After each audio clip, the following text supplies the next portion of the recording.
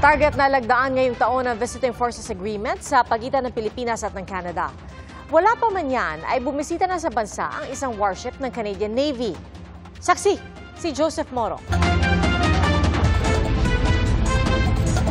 Dumaong na sa Maynila ang warship ng Royal Canadian Navy na HMCS Montreal na anti-submarine at anti-surface at kaya magdala ng sariling helicopter. Bahagi ng Operation Horizon ng Canada ang pagbisita bilang pagpapanatili ng kapayapaan at seguridad sa Indo-Pacific region.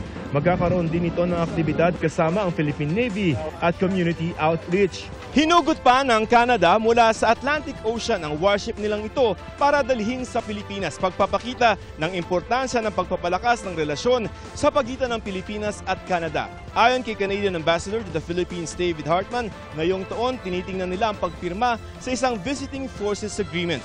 We've exchanged draft text of a draft agreement. We hope to be able to conclude relatively quickly.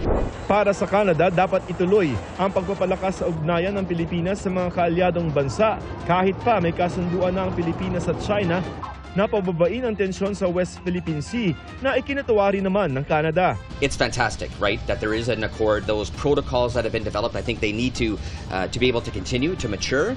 Pero hindi pa rin anya dapat makalimutan ang mga ipinaglalaban sa West Philippine Sea at South China Sea. We must remain collectively vigilant to protect the issues that we're talking about in principle, right? A rules-based international order, freedom of navigation.